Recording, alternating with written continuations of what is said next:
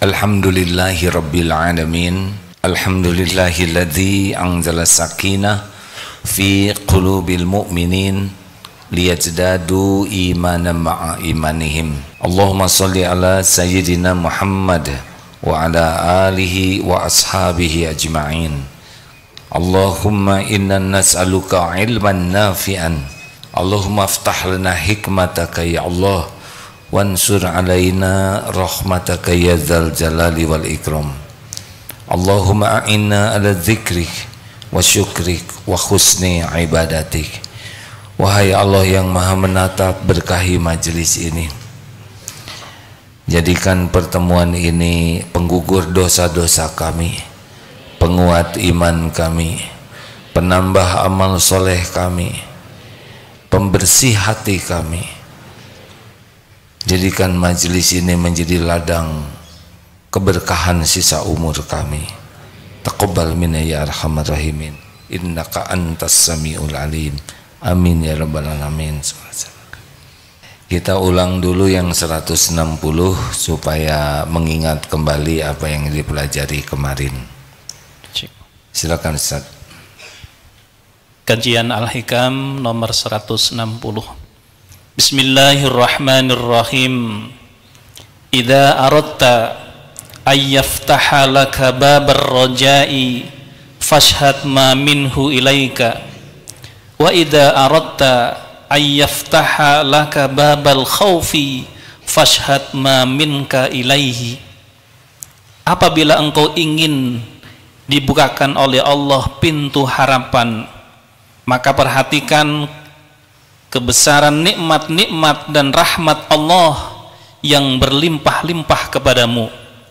Dan bila engkau ingin dibukakan bagimu pintu takut, maka perhatikan amal perbuatanmu terhadap Allah. Amalan yang paling disukai Allah adalah hati yang bertauhid.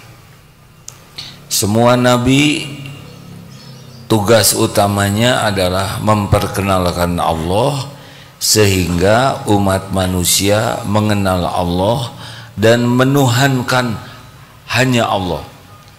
La ilaha illallah, tiada ilah selain Allah. Ini tugas yang paling utama dari semua rasul dan nabi, adalah memperkenalkan Allah sehingga benar-benar bersih, lurus, kuat tauhidnya. Di antara ciri ketauhidan seseorang adalah roja, harapnya itu hanya kepada Allah, tidak ada harap dari selain Allah. Bulat bahwa semua nikmat hanya milik Allah, semua nikmat hanya dari Allah, semua nikmat hanya bisa terjadi dengan izin Allah. Jadi orang yang tauhidnya bagus pasti tawakalnya hanya kepada Allah. Dan khauf, takutnya juga kepada Allah, tidak takut ke makhluk, karena makhluk tidak bisa memberi mudarat tanpa izin Allah. Nah, Imam Ibnu Athaillah mengatakan ada dua cara supaya kita berharap hanya dari Allah dan tidak pernah berputus asa kepada Allah. Caranya adalah lihat apa yang Allah karuniakan selama ini kepada kita.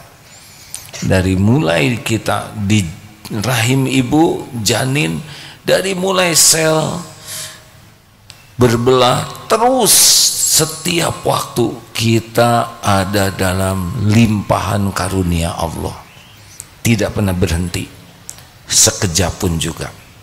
Jadi semua ancaman, bahaya, musibah itu tidak akan terjadi tanpa izin Allah. Kalau Allah izinkan terjadi, Allah tidak izinkan tidak terjadi. Tapi setiap yang zalim akan memikul dosanya. Misal kita kehilangan dompet. Itu terjadi dengan izin Allah, tapi copet memikul dosanya dan kita tergantung cara menyikapinya. Kalau kita menyikapinya ridho dengan ujian lalu sabar, walaupun kita sempurnakan ikhtiar sebagai amal soleh, maka kita dapat pahala dari hilang dompet.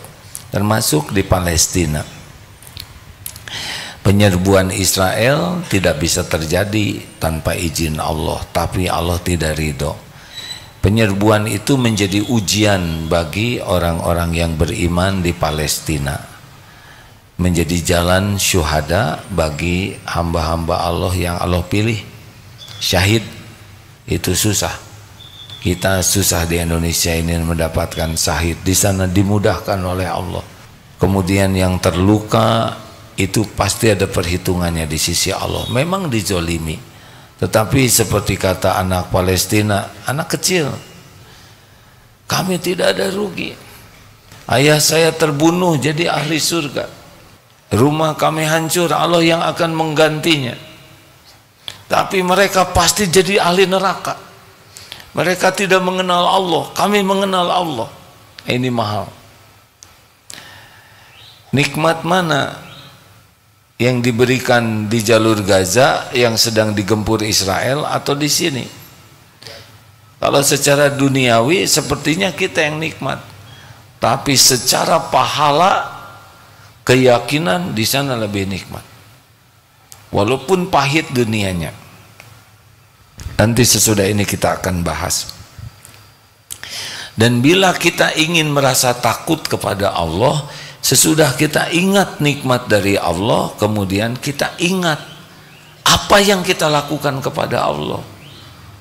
Jarang syukur, sholat tidak khusyuk, ketakdir tidak ridho, dosa demi dosa. Makin kita bisa mengingat aib dan dosa pengkhianatan kita ke Allah, insya Allah akan timbul takut. Dengan kata lain, bagi orang yang jarang menafakuri nikmat dari Allah, susah bertauhid. Dan bagi orang yang jarang menafakuri dosa dan aibnya, kezoliman dirinya kepada Allah, dia tidak akan bagus tauhidnya. Baik, lanjut ya, yang selanjutnya 161. Rubbama afadaka fil lailil qabdi ma lam tastafid fi isyraqin naharil basti la tadruna ayyuhum aqrabu lakum naf'a.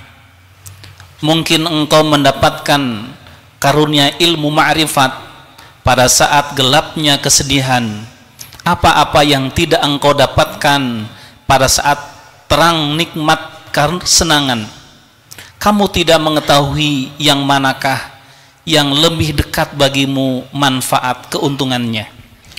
Yang menguntungkan bagi kita adalah yang membuat kita selalu ingat Allah, yakin ke Allah, patuh ke Allah, pasrah ke Allah. Itu yang menguntungkan. Kalau kita diberikan pujian, kemudian kita jadi lupa ke Allah, seakan-akan ini jerih payah saya, ini ide saya, ini perjuangan saya, ini pengorbanan saya. Kita dipuji oleh orang, wah Bapak sukses, sudah bikin perusahaan, sudah bangun pesantren. Ya inilah ide saya, dulu saya, berarti dia gagal. Walaupun diberi perusahaan, walaupun diberi pesantren, karena dia sudah lupa kepada Allah, malah jadi ujub menuhankan dirinya. Karena harusnya ketika pujian datang kepada kita, kita langsung hilang. Alhamdulillahi Rabbil Alamin. Wah, pesantrennya bagus, semuanya adalah ciptaan Allah. Semua sudah tertulis di Lauh Mahfuz. Tidak ada yang membesarkan selain Allah. Tidak ada yang membangun masjid selain Allah. Tidak ada yang mendatangkan santri selain Allah. Semuanya adalah min fadlir rabbik. Dan asli itu pengakuannya bukan acting ya, bukan ingin disebut tawadu. Karena ada yang saya tidak punya apa-apa, tapi tujuannya adalah supaya dianggap tawadu. Itu tidak asli. benar-benar hatinya yakin. Saya mikir apa? Kalau Allah nggak ngasih otak ke saya, tidak bisa mikir. Saya mikir ide apa? Kalau Allah tidak ngasih ide ke saya, tidak bisa mikir. Kita berjuang apa? Kalau Allah tidak ngasih tenaga, tidak ada yang bisa kita lakukan. Kita nyumbang, siapa yang ngasih rezekinya? Kalau Allah tidak ngasih rezekinya, kita tidak bisa nyumbang. Jadi orang yang benar-benar diberi nikmat dan dia menghilang, yakin semua nikmat ini milik Allah, dari Allah, sehingga tidak ada yang dipikir dari nikmat ini selain syukur. Lulus. Tapi faktanya, kalau orang diberi pujian, diberi kemudahan, kelapangan, nyaris lupa ke Allah, kecuali basa-basi, alhamdulillah, alhamdulillah. Hatinya, saya yang berjuang, ini perjuangan pengorbanan saya bekerja keras, ini saya berpikir keras, ini saya, berarti dia tidak lulus. Karena wama bikum min ni'matin faminallah. Hati-hati nih, kalau ibu, ini banyak tamu nih, ada 5 MT, ibu datang, anaknya, ibu alhamdulillah anaknya lulus, hafiz Quran 30 juz. Memang sih ini ide saya, anak saya itu dimasukkan ke pesantren. Suami saya sih sebetulnya kurang mendukung. Aduh, udah ngangkat diri, ngejatuhin suami. Bagaimana Bu supaya anaknya jadi hafiz Quran? Ya saya tiup aja keningnya. Padahal kutu aja yang pusingnya. Langsung ngangkat diri, seakan-akan anak jadi hafiz itu adalah berkat doanya, berkat perjuangannya, berkat pengorbanannya. Salah, anak jadi hafiz itu karena maunya Allah. Ujian bagi ibu bapaknya yang jarang ngaji. Jadi jangan ngaku-ngaku. Hati-hati ya, diberi nikmat itu lebih mudah lupa ke Allah. Nah sekarang di Palestina ini bom berjatuhan setiap waktu. Tidak ada yang disebut selain Allah, karena tidak ada yang bisa melindungi. Negara-negara Arab sekitarnya tidak ada yang membela, kecuali Hizbullah dari Lebanon dan Iran. Selebihnya diam, tidak banyak mungkin mengirim makanan dan obat-obatan. Tapi bom berjatuhan. Pada saat seperti itu tidak ada yang terbayangkan bisa menyelamatkan kecuali hanya Allah. Itulah saat terbaik dalam hidup kita. Ketika kita merasa saya punya aset, saya punya tabungan, saya punya keahlian, saya punya relasi, saya punya warisan, banyak yang dijadikan sandaran. Nah saat itulah saat yang buruk dalam hidup kita. Jadi saat terbaik itu ketika Allahus Somad, tidak ada yang disandari selain Allah. Itu saat yang paling Allah sukai. Makanya beberapa istri, ibu-ibu menderita. Kenapa? Karena lebih berharap dari suami daripada berharap dari Allah. Bersandar ke suami, takut kehilangan suami, takut suami meninggal, takut pensiun. Itulah yang membuat tidak bahagia. Kenapa? Karena hatinya bersandar kepada selain Allah. Oleh Allah yang maha tahu isi hati, turunkan aja kegelisahan. Bisnis tidak pernah bersandar kepada, wah bagaimana ini ekonomi sedang sulit. Mau lapang, mau sulit, sama apa? Sama-sama yang membagikan rezekinya hanya Allah. Oh gimana nih kalau nanti harga-harga naik, mau harga murah, harga naik, tetap saja yang memberi rezeki adalah Allah. Nah kalau sudah bergantungnya hanya ke Allah saja, tenang itu. Ya, lihat beberapa video dari pemuda, orang tua, anak-anak di Palestina, jauh di atas kita keyakinannya tuh, tidak takut kepada mati tuh. Yakin mati dalam peperangan di jalan Allah itu adalah syahid, jadi ahli sorga, bisa memberi syafaat kepada 70 anggota keluarganya, kehormatan. Yakin orang yang mati syahid itu tidak mati seperti matinya kita. Yakin bahwa Allah akan membalas. Itu nikmat besar hadirin. Dan biasanya nikmat seperti itu justru lebih terbuka ketika dalam kepepet kesulitan. Jadi kalau sebetulnya kita dalam kepahitan, kesulitan, itu bagian nikmat dari Allah kalau membuat kita dekat dengan Allah. Berapa banyak ibu-ibu jadi ahli tahajud ketika suaminya lincah lagi. Ya Allah, biasanya enggak tahajud. Harus berterima kasih tuh kepada suami yang lincah, karena sudah menjadi syariat ibu ahli zikir, ahli tobat, ngaji terus. Ya, berapa banyak yang ditagih oleh debt collector dan wiridnya kuat. Harusnya berterima kasih tuh ke debt collector, karena sudah menjadi jalan dia berlindung ke Allah. Sebelumnya nggak ada takutnya, nggak berlindung ke Allah. Berapa banyak koruptor yang ditangkap yang sekarang jauh lebih soleh dibanding sebelumnya.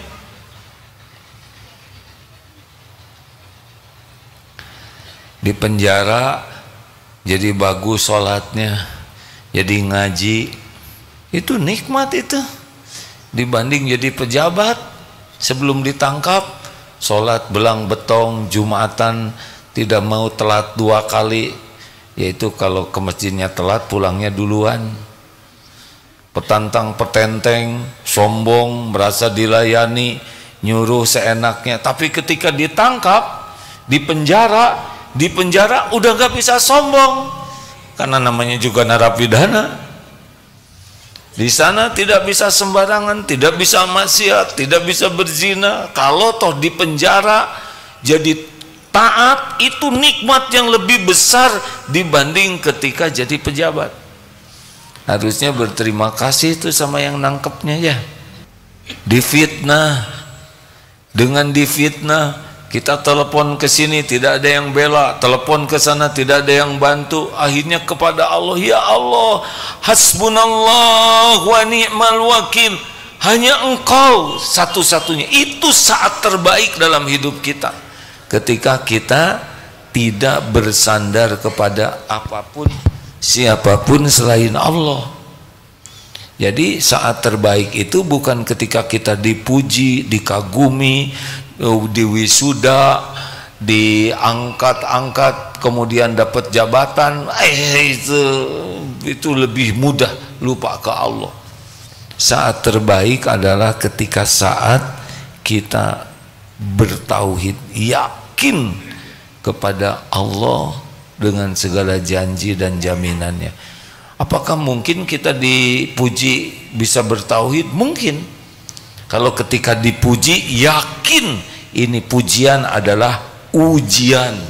Allah menggerakkan orang memuji kita untuk menguji. Nah, pada waktu kita dipuji, hadirin sekalian, telah menjadi juara ini Bapak Al-Mukarram, dihormat-hormat, tapi hati, ya Allah, Engkau tahu saya tidak layak, saya ini hamba berlumur dosa, ahli maksiat, berselimut aib, sholat tidak pernah khusyuk, pikiran jarang ingat padamu. Pada waktu dipuji-puji, hatinya ingat bahwa ini ujian dari Allah, bahwa orang memuji karena Allah menutupi aib, sehingga dia tidak menikmati pujian dan dia malah banyak tobat. Itulah saat terbaik, ketika hilang diri kita, yang ada adalah karunia Allah semata. Jadi Bapak Ibu yang baik, jangan menganggap remeh kepahitan, karena kepahitan itu boleh jadi nikmat yang lebih besar daripada kelapangan. Karena bahagianya seseorang itu bukan pada kelapangan, tapi bahagianya seseorang itu dari kedekatan dengan Allah. Sekarang mana yang paling membuat kita dekat dengan Allah? Itulah nikmat terbesar. Ada kalanya lumpuh, ada kalanya dengan jadi buta, ada kalanya dengan bangkrut, ada kalanya dengan ditipu, ada kalanya dengan dipenjara. Pokoknya banyak kepahitan itu lebih memudahkan orang dekat ke Allah. Jadi artinya apa? Artinya kalau kita sedang diberi kelapangan, mudah, sehat, lancar, harus lebih waspada. Harus lebih waspada. Karena kelapangan ini lebih mudah kita melupakan Allah. Dan berarti tidak lulus. Usaha lancar, untung besar, tiap keperluan ada, tapi pada saat yang sama sholat telat, udah telat cepat, udah gitu jarang ingat Allah, malah ingat yang lain-lain di waktu sholatnya, tidak mau sholat sunnah karena ada urusan itu. Padahal rezeki makin banyak, anak dipuji di sana, masuk ke perguruan tinggi yang disukai, terus semua dunia tuh diwawai.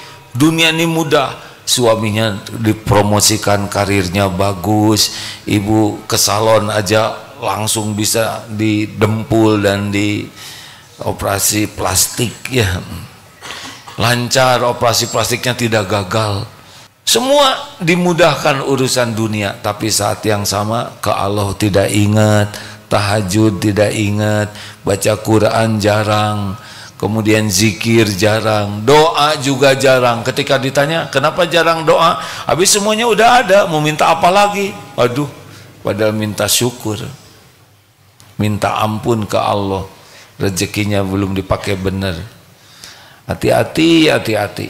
Yang dipuji, yang dikagumi, yang lancar, yang banyak subscribernya, yang badannya sehat terus, yang urusannya lungsur langsar, tapi tidak nambah syukur ke Allah, berarti itu kena musibah. Sebaliknya, yang difitnah, yang sakit, yang ketipu, yang PHK, yang disakitin pendamping hidupnya, atau kejadian pahit apapun, tapi membuat dekat dengan Allah, itu nikmat yang sangat besar. Jadi mari kita lihat paradigma nikmat besar itu jangan dari pandangan duniawi, tapi jadi dekat dengan Allah atau tidak. Masih ingat kisah yang ada yang nanya itu, saya ini padahal sholat saya masih belang betong katanya, tapi bisnis saya lancar, proyek-proyek saya bagus semua, mobil bagus, badan saya nggak sakit-sakit, keluarga saya juga lancar, padahal saya jarang sholat, Jumatan juga langka, zakat juga nggak saya, padahal saya juga suka maksiat. Misal ada yang berkata begitu, tapi saya tidak kena musibah, tidak ada yang memfitnah. Justru musibahnya itu, musibahnya dimudahkan dunia, tapi terhalang untuk dekat dengan Allah. Tidak pernah ke masjid, tidak bisa tahajud, tidak saum, tidak baca Quran, itu musibahnya. Ditutup jalan untuk bisa mendekat ke Allah. Jadi jangan dulu merasa bahagia, ya. Nanti yang jadi presiden itu juga cobaan. Mudah-mudahan kita punya presiden yang soleh. Bisa lanjut. Mudah-mudahan kita menjadi punya pemimpin negara yang berakhlakul karimah. Ingat, pencipta kita siapa? Tuhan kita siapa? Kita sebagai apa? Hamba Allah. Dunia ini apa? Pelayan kita. Allah Tuhan kita, kita hamba Allah. Dunia berikut isinya pelayan kita. Kalau ini pas, kita bahagia. Terjadinya tidak bahagia kalau pindah ke sini nih, dari menuhankan Allah turun ke bawah, jadi menuhankan dunia, menuhankan harta, menuhankan gelar, menuhankan jabatan, menuhankan penampilan, menuhankan pujian orang. Sekarang lagi tren menuhankan followers, menuhankan apa yang itu posting apa namanya, konten, ya, namanya hakon, hamba konten. Semua demi konten. Ada yang menuhankan syahwat, menuhankan amarah, itu di bawah di sini. Makanya tidak akan bahagia dan tidak akan mulia serta tidak selamat. Yang benar itu dunia berikut isinya pelayan kita. Ini seperti kursi ini pelayan saya, ya, pakaian, mikrofon ini melayani saya dalam mengabdi kepada Allah. Tapi bukan kita pelayan dunia. Nah, banyak orang yang hidupnya diperbudak harta. Apa cirinya? Sebetulnya ini buat ceramah nanti malam ini. Mau tidak disebut hamba dunia? Mau tidak? Hamba dunia mau, budak dunia mau, dasar anak-anak SMP tengarti mau katanya. Kurang dewasa deh. Mau disebut ini hamba dunia, diperbudak dunia, mau tidak? Berarti kita sepakat bahwa hamba dunia tuh jelek. Nih beberapa ciri-cirinya, Bu, Ibu. Khusyuan mana ibu-ibu? Sholat atau dandan? Nah, ciri itu. Kalau hamba Allah khusyuan sholat, kalau hamba penampilan khusyuan gitu, ya kan? Sholat semenit selesai, dandan sejam Bu, 2 jam ibu. Banyakan mana baca Al-Quran atau baca berita dan medsos? Nah, udah jelas hamba siapa, ya enggak? Bukan tidak boleh baca yang lain-lain, tapi mana yang lebih dominan? Banyakan mana uang buat sedekah atau untuk belanja keperluan dan kesenangan diri?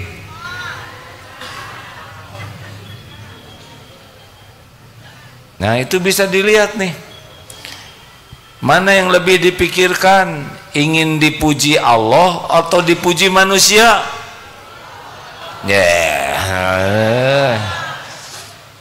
Apa cirinya ingin dipuji manusia? Sering sakit hati.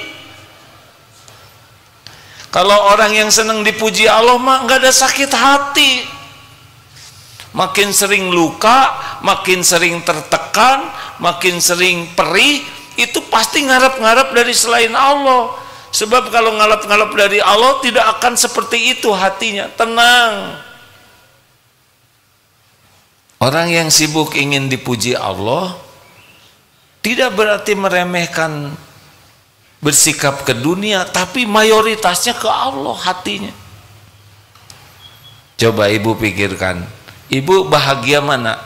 Ingat suami atau ingat Allah? Jawab.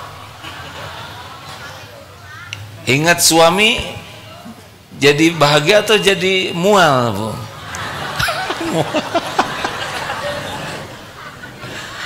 Mual. Ibu jangan memuntahkan kedendaman di sini, ya, biasa aja nyebut mualnya. Karena nada itu mencerminkan penjiwaan. Kebanyakan ingat orang, hati jadi tenang atau gelisah? Gelisah. Bukan tidak boleh ingat orang, gimana kita gaul dengan orang, tapi tiap ingat orang langsung ingat Allah, baru tenang, baru benar. Kalau ingat orang terus-terusan, nggak pernah bahagia hidup ini. Betul, Bu? Makanya ibu nggak usah deh terlalu cinta sama suami.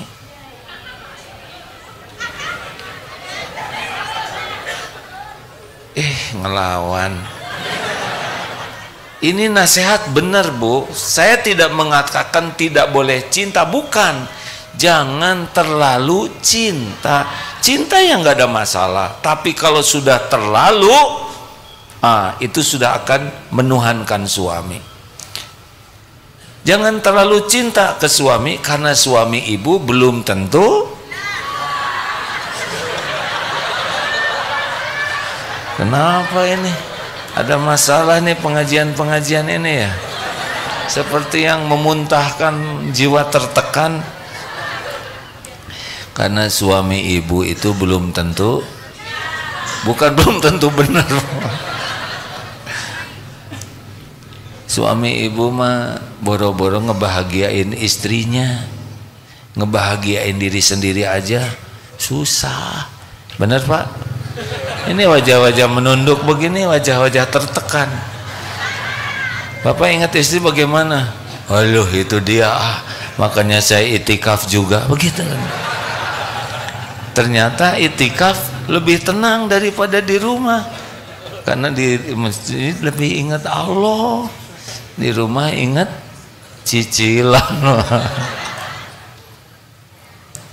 Bukan tidak boleh mikir makhluk, tapi jangan kelamaan, harus langsung ingat Allah. Ingat anak, ingat Allah. Anak saya belum sholat, ingat Allah. Allah yang bisa memberikan taufik anak bisa sholat. Kenapa ya anak saya belum mau sholat? Ini ujian dari Allah. Jangan-jangan karena ibu bapaknya jarang tobat. Wa ma asobakum min musibatin fabima kasabat aidikum. Musibah apapun yang ada padamu diundang oleh tanganmu sendiri, dosamu. Astagfirullah ya Allah, ya Allah, saya ngaku saya belum jadi orang tua yang benar, saya belum jadi contoh yang baik, saya sholatnya juga jarang khusyuk, saya ngajinya juga tidak ngerti, mulut saya sering marah-marah. Astagfirullah. Gara-gara lihat anak belum baik, langsung ingat Allah. Allah yang membulak-balik hati anak, supaya dibulak-balik hati anak. Allah tahu kelakuan kita sebagai orang tuanya, kita banyak dosa, nggak pantas dititipin anak soleh. Akibatnya kita tobat. Gara-gara ingat anak yang belum baik akhlaknya, ibu bapak bisa tobat karena ingat ke Allah. Kalau nggak ingat Allah, jengkel, marah-marah. Benar Bu? Karena banyak ibu-ibu nih, ingat suami harus langsung ingat. Gimana coba caranya, sebutin. Kalau ibu lihat wajah suami langsung ingat. Yang benar. Gimana caranya? Iya, pas lihat wajah, ya Allah. Nyebut itu penghinaan. Dulu mah misal ibu bangun, suami lagi tidur ngorok, ibu teh jangan kieu pisan, apalagi sudah nonton drakor sebelumnya, drama Korea ganteng-ganteng karena pakai wajah plastik ya. Lihat suami, ya Allah, ini ciptaanmu. Gak boleh, kok gagal? Gak boleh, udah sempurna itu.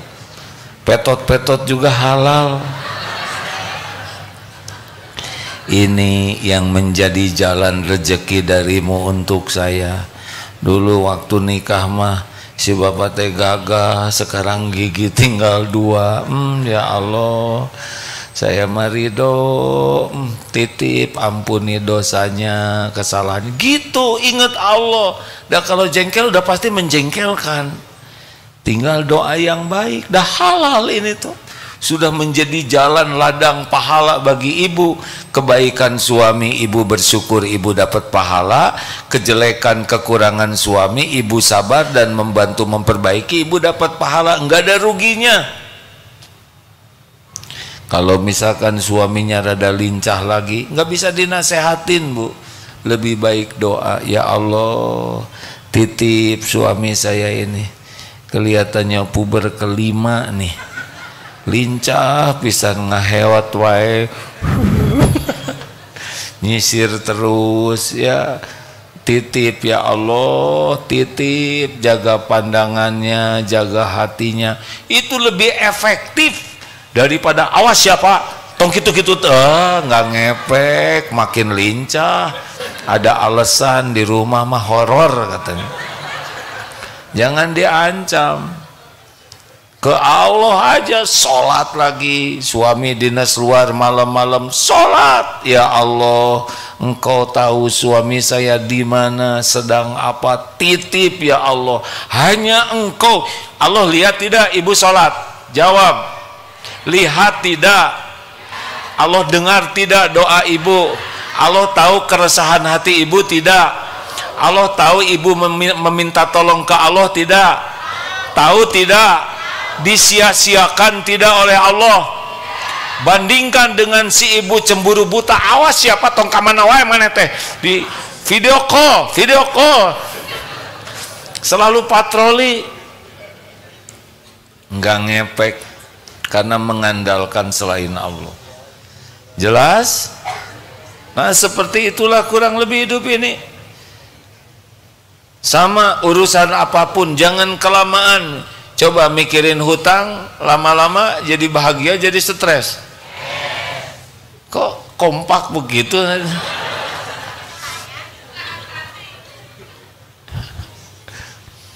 Bisa sering kesini nih ibu-ibu. Lega katanya di sini. Tekanan selama ini bisa keluar. Apa katanya? Bisa teriak sambil ngumpet bu. Yang sok gimana ibu aja ya, udah capek-capek udah ngongkos masa nggak teriak ya. Allah sholat weh ya Allah, tolong bayarin utang. Ada doa-doa yang dicontohkan agar hutang kita dilunasi. Tapi kalau belum apal doanya, ya Allah, hanya Engkau pemilik langit dan bumi. Ampun, saya berhutang bukan karena apa-apa, saya berhutang karena putu ya Allah. Kontrakan habis, buat belanja nggak ada. Wahai yang maha kaya, pemilik langit dan bumi, yang maha baik, yang maha mendengar, yang tidak pernah mengecewakan, tolong bayarkan hutang ya Allah. Bilang aja gitu, tapi harus bulat hatinya. Karena Allah tidak mengijabah doa yang hatinya lalai. Harus bulat, hanya Allah yang bisa bayarkan. Enggak mungkin disia-siakan, enggak mungkin. Enggak mungkin, orang yang tawakal itu dijamin kok oleh Allah. Masalahnya selama ini kita enggak berharap ke Allah dan tidak bulat keyakinan kita, hanya Allah yang bisa bayarkan. Kalau Allah mau bayar, dari mana aja, dari mana aja, tidak harus terpikirkan oleh kita. Ya ada kejadian, seseorang punya hutang, usaha,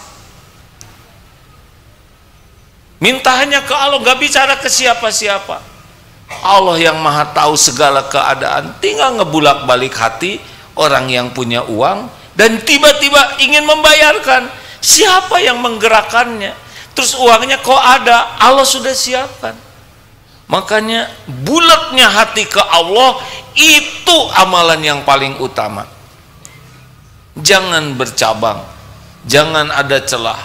Allah pemilik segala-galanya, penguasa segala-galanya, penentu segala-galanya, yang maha baik, maha tahu, maha bijaksana, maha pengasih, maha penyayang, tidak pernah mengecewakan. Orang yang ingkar saja oleh Allah diurus, apalagi orang yang benar-benar yakin kepadanya. Inilah rezeki termahal, terbesar dalam hidup, dan itu biasanya datang kalau kita dalam kesempitan. Kecuali orang yang diberi nikmat sangat syukur, dapat juga nikmat itu. Demikian. Ada pertanyaan, silahkan. Assalamualaikum warahmatullahi wabarakatuh. Assalamualaikum. Izin bertanya, saya Galang dari Karawang. Tadi AA menyebutkan bahwa yakin bulat, insya Allah Allah akan membantu. Ya. Saat kami sudah yakin, tekadnya sudah bulat, sudah minta sama Allah, ya Allah tolong Pak, tapi masih belum ada hasil. Mungkin persepsi kami sebagai manusia. Baik. Adakah amalan-amalan khusus atau memang ibadah yang lain sebagainya untuk mempercepat pertolongan-pertolongan tersebut? Terima kasih. Assalamualaikum warahmatullahi wabarakatuh. Waalaikumsalam warahmatullahi wabarakatuh. Yang paling tahu yang terbaik waktunya itu adalah Allah. Jadi tidak ada yang terlambat dan mau apa juga dipercepat, ya kan? Karena nikmat besarnya itu bukan pada pertolongan Allahnya, nikmatnya itu kita yakinnya ke Allah. Jadi kita jadi yakin, dan kalau udah yakin betul, hati ini akan berbaik sangka kepada Allah. Berarti tadi masih kurang yakin, makanya nunggu-nunggu, merasa kita lebih pintar dari Allah, ya kan? Cepat nih Allah, malam ini harus dibayar, nanti datang debt kolektornya, nanti jam 6:05 katanya tolong ya. Ternyata jam 7 belum juga datang yang bayarin, debt kolektor datang. Bukan berarti tidak ditolong, tapi ketika ada debt kolektor hati tenang, tidak takut, ya. Itu juga bagian nikmat. Tidak harus datangnya pertolongan Allah itu sesuai bentuknya dengan yang kita inginkan. Waktunya juga tidak harus. Yang penting kita mah minta tolong terus ke Allah. Nanti dikasih pertolongan kalau kita belum siap jadi ujub. Cuman sekali doa beres nih, Allah menurut ke saya gitu. Jadi doraka ya.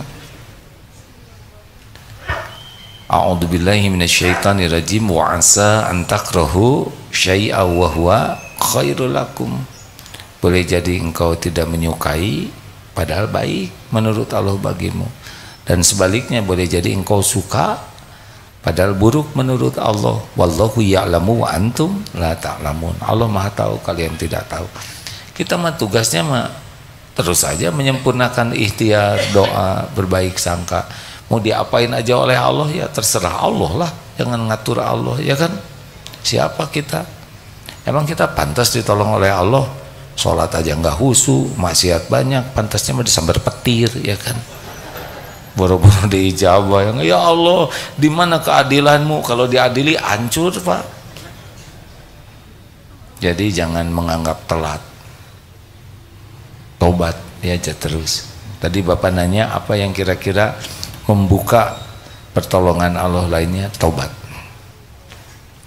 Kan ada yang bilang, saya tuh sudah tahajud, saya sudah saum Senin Kemis, saya baca Quran one day one juz, tapi kenapa kok Allah belum menolong?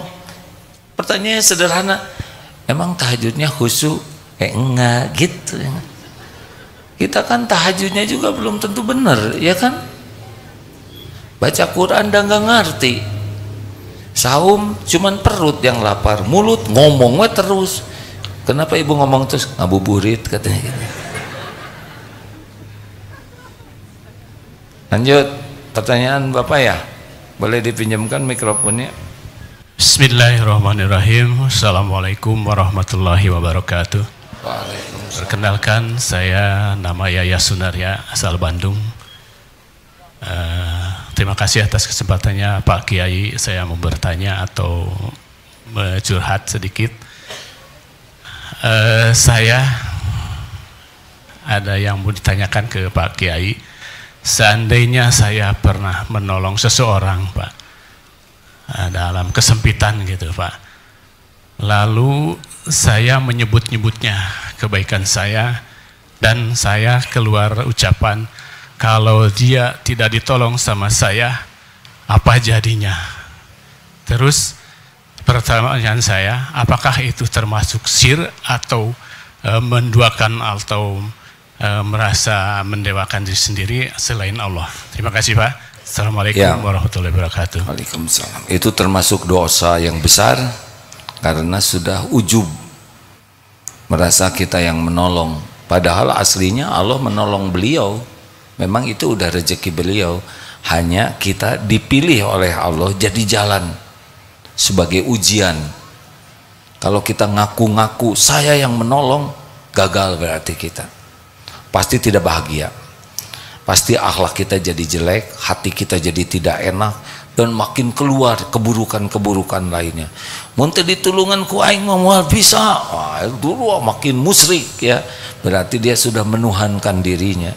Padahal nggak ada kita juga pasti ditolong oleh Allah, hanya lewat siapa yang Allah kehendaki. Jadi harus tobat betul. Dan sebetulnya kalau kita nolong orang, yang harus berterima kasih kita, karena ada yang bisa ditolongnya, ya kan? Kalau kita sedekah, yang harus bersyukur sekali yang disedekahi atau yang bersedekah? Yang di kita yang harus bersyukur. Karena kita dipilih oleh Allah, dikasih uangnya, udah kita sedekah, dipertemukan dengan ladangnya. Sekarang kita punya uang, tapi nggak ada yang bisa disedekahin, mau gimana ini uang? Gak ada manfaatnya, hanya beban aja di akhirat. Tapi ada jalannya, kita bisa keluar, kita digugurkan dosa, kita diberi pahala, kita diberikan tambahan karunia oleh Allah. Ditolak bala, kita jadi dianggap ahli sedekah. Kita yang harus berterima kasih. Pernah ada yang wakaf ke sini, kemudian terima kasih, ih salah, bukan yang berterima kasih, kami yang berterima kasih. Sudah diberitahu ada ladang amal, diberi kesempatan, kami yang berterima kasih. Itu yang benar. Lakukan, lupakan, itu yang paling enak, Pak. Karena bukan kita, ini Darut Tauhid, ngebangun Darut Tauhid, enggak sama sekali. Saya dan kawan-kawan ini bukan membangun Darut Tauhid. Darut Tauhid ini sudah tertulis di Lauh Mahfud. Sebelum saya diciptakan ada di dunia ini, pasti udah ada catatannya nih. Saya dan kawan-kawan diuji oleh Allah dengan terwujudnya apa yang Allah rencanakan. Kalau ngaku-ngaku ini ide kami, ini perjuangan, dimusnahkan WCF ya.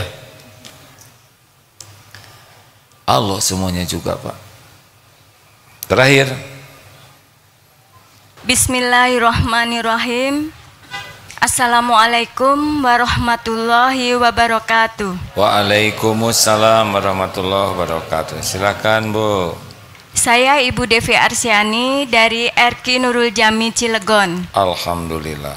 Pak Kiai, saya mau bertanya, dalam suatu organisasi, misalkan di situ kita tahu nih ada kejanggalan atau kecurangan, bolehkah kita mengingatkan, dan bagaimana cara mengingatkan supaya yang bersangkutan itu tidak tersinggung?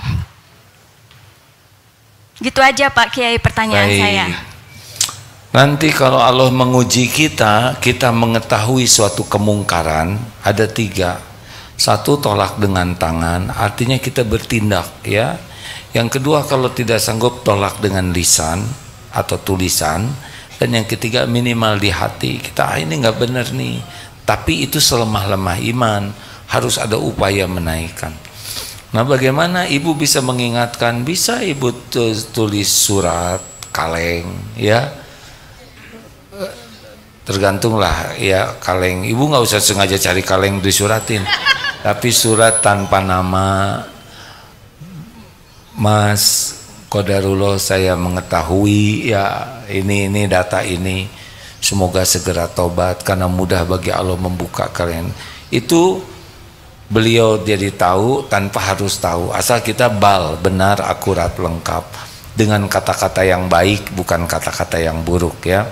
Kalau ketemu jadi masalah, kalau tetap tidak berubah ya berikan data itu ke atasannya, ke yang berwenang, dengan tujuan membantu yang bersangkutan untuk tidak melakukan dosa. Jadi kita, tapi nanti ini dikasih sanksi, ya itu lebih baik daripada berterusan dalam maksiat gitu. Hanya usahakan perkataannya baik ya, jangan melecehkan, menghina Ya, terima kasih. Terima kasih, alhamdulillah. Pertanyaannya saya senang sekali, ada pertanyaan yang lengkap dengan jawaban ya. Walaupun ibu-ibu ini datang berbagai banyak masalah, tidak usah risau. Semua masalah itu sudah diketahui Allah dan terjadinya juga dengan izin Allah, serta sudah diukur oleh Allah. Tidak ada yang overdosis. Apa yang ditunggu oleh Allah? Yang ditunggu adalah kita mengembalikan urusan ini kepada Allah sambil mematuhi Allah. Itu aja. Jadi urusan itu tidak harus kita selesaikan dengan kepintaran kita, tidak. Urusan itu membuat kita takwa. Takwa itulah yang mendatangkan bimbingan Allah menyelesaikan masalah. Jadi jangan coba-coba menyelesaikan urusan sendiri tanpa melibatkan Allah. Bodoh kita ini, rugi, pasti susah. Karena mudah dan susahnya masalah itu tergantung Allah nolong kita atau tidak. Kalau Allah nolong kita mudah, kalau Allah tidak nolong, yang sederhana aja susah. Itu kemarin ada yang tidid, gak terima, dia dikelaksonin, dia pepet, akhirnya ditangkap polisi. Sederhana, didit begitu ya. Coba kalau ada yang tidid, tinggal kita jawab tit gitu. Tapi masalah cetek saja banyak yang tidak bisa melewatinya karena jauh dari pertolongan Allah. Bu, mau ditolong oleh Allah nggak, Bu? Jaga sholatnya ya, TBM, tepat waktu, berjamaah, kalau bisa di masjid, terutama lelaki. Perbanyak sholat sampai 40 rakaat, 17 fardu, selebihnya rawatib, tahajud dan sunnah lainnya. Kemudian apalagi sedekah. Pokoknya kalau ingin ditolong oleh Allah langsung ingat yang alladzina yunfikuna fis sarra'i wad dharra, sedekah. Saya nggak punya uang, pakai makanan. Nggak punya makanan, pakai barang. Nggak punya barang, pakai tenaga. Nggak punya tenaga, pakai omongan baik. Saya nggak bisa ngomong baik, jangan ngomong jelek, itu pun sedekah.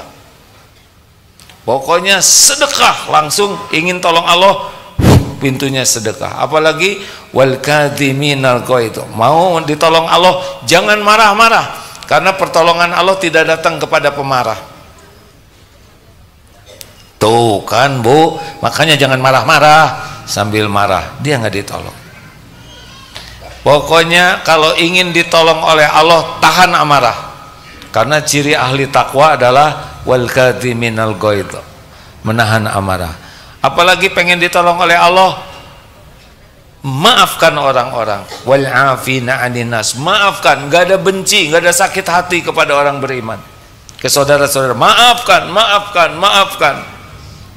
Langsung nanti kebuka pertolongan Allah kalau pemaaf. Kalau pendendam tidak, terhalang. Lalu apa? Wallahu yuhibbul muhsinin, berbuat baik terus, walaupun orangnya nggak baik ke kita, kita tetap jadi orang baik. Dia pelit, gak apa-apa, kita sedekah. Dia tidak mau senyum, gak apa-apa, itu kan bibir dia, bibir kita yang ini, kita yang senyum. Apalagi sesudah itu tobat, perbanyak istighfar. Man lazimal istighfar ja'alallahu lahu min kulli hammin farajan wa min kulli dikin makhrajan wa razaqahu min haitsu la yahtasib. Kalau banyak istighfar, hati ditenangkan, jalan keluar ada, dan pertolongan Allah yang tidak diduga-duga. Allahumma shalli ala sayyidina Muhammad wa ala alihi wa ashabihi ajma'in. Ya Allah, wahai yang maha menatap, wahai yang mengumpulkan kami, wahai yang maha tahu siapa diri kami yang sesungguhnya, ampuni dosa kami ya Allah. Ampuni semua dosa yang kami lakukan sepanjang hidup ini. Allahumma inna nas'aluka taubatan nasuha wa taubatan qoblal maut wa rahmatan indal maut wa magfiratan ba'dal maut. Allahumma hawin alaina fi sakaratil maut. Allahumma inna nas'aluka husnal khatimah wa na'udzubika min su'il khatimah. Allahumma ighfir lana wa liwalidina warhamhum kama rabbawna sigara. Ya Allah, ampuni semua akhlak buruk kami kepada orang tua. Ampuni dan sayangi orang tua kami ya Allah. Berkahi sisa usianya, karuniakan husnul khotimah, lapangkan kubur, ringankan hisab, jadikan ibu bapak kami ahli surga. Golongkan kami jadi anak yang tahu bakti, tahu balas budi. Allahumma ighfir lil mu'minina wal mu'minat wal muslimina wal muslimat al ahya'i minhum wal amwat. Ya Allah, ampuni guru-guru kami, para ulama yang menjadi jalan hidayah-Mu kepada kami. Muliakan keluarga dan keturunannya. Ampuni hamba-hamba-Mu yang berbuat baik kepada kami, yang terang-terangan, yang sembunyi-sembunyi. Engkau Maha Tahu. Golongkan kami menjadi hamba yang tahu balas budi. Ampuni ya Allah hamba-hamba-Mu yang pernah kami zolimi, sengaja tidak sengaja. Lindungi kami dari perbuatan zolim dan lapangkan hati saudara kami memaafkan kami. Ampuni dan sayangi orang-orang yang pernah menyakiti kami ya Allah. Cegahlah dari perbuatan zolim terhadap siapapun. Allahumma a'izzal Islam wal muslimin. Allahumma ansur ikhwanana mujahidin fi Palestin. Tolonglah ya Allah saudara-saudara kami di Palestina. Engkau menyaksikan segalanya, Engkau mengetahui segalanya. Ya Allah, kami mohon teguhkan keyakinan iman saudara-saudara kami. Berikan ketenangan dalam segala keadaan ya Allah. Lindungi ya Allah dari kejahatan kaum zalimin. Jadikan setiap yang wafat Engkau jamu ya Allah, jadi syuhada di surga-Mu. Jadikan yang terluka Engkau kuatkan, Engkau sembuhkan, Engkau muliakan. Ya Allah, jangan biarkan kaum zalimin berjaya ya Allah. Semuanya ada dalam genggaman-Mu. Hasbunallah wa ni'mal wakil, ni'mal maula wa ni'man nasir. Persatukan kaum muslimin muslimat ya Allah. Ampuni kami belum bisa berbuat banyak ya Allah. Berikan kemampuan bagi kami berbuat sesuatu selain dengan doa ini. Namun ijabah doa kami ya Allah. Mampukan kami berbuat sesuatu untuk membebaskan Masjidil Aqsa dari kaum Yahudi ya Allah. Hanya Engkau yang maha kuasa menolong. Hasbunallah wa ni'mal wakil, ni'mal maula wa ni'man nasir. La ilaha illa anta subhanaka inna kunna minaz zalimin. Rabbana atina min ladunka rahmah wa hayyi lana min amrina rasyada. Ya Allah, jadikan jamaah hadir ini, para tamu ini Engkau muliakan dengan ilmu yang manfaat, amal yang Engkau terima. Karuniakan iman yang teguh ya Allah, lahir batin sehat wal afiyah, rezeki yang halal barokah. Undang ke Baitullah ya Allah, sempurnakan menjadi haji hajah mabrur mabrurah. Istiqomahkan dalam iman Islam, dalam amal soleh ya Arhamar Rahimin. Jadikan akhir hayat kami semua husnul khatimah, wa na'udzubika min su'il khatimah. Rabbana atina fid dunya hasanah wa fil akhirati hasanah wa qina azaban nar. Subhana rabbika rabbil izzati amma yasifun, wa salamun alal mursalin walhamdulillahi rabbil alamin. Pesan khususnya ke tamu yang mungkin nanti tidak ketemu lagi ke sini, kalau pilpres nanti jangan sampai busuk hati karena pilpres ini ya. Tinggal pilih yang mana yang kira-kira paling dekat dengan Allah, kemudian kita istiqoroh, coblos, dan tidak usah sibuk mengomentari pilihan orang lain. Ada yang lebih penting, yaitu kita tetap bersatu ya. Jangan busuk hati karena pilpres. Walaupun kita punya pilihan, orang lain juga punya hak memilih yang berbeda dengan kita. Mudah-mudahan Allah mengaruniakan kepada kita pemimpin yang adil. Assalamualaikum warahmatullahi wabarakatuh.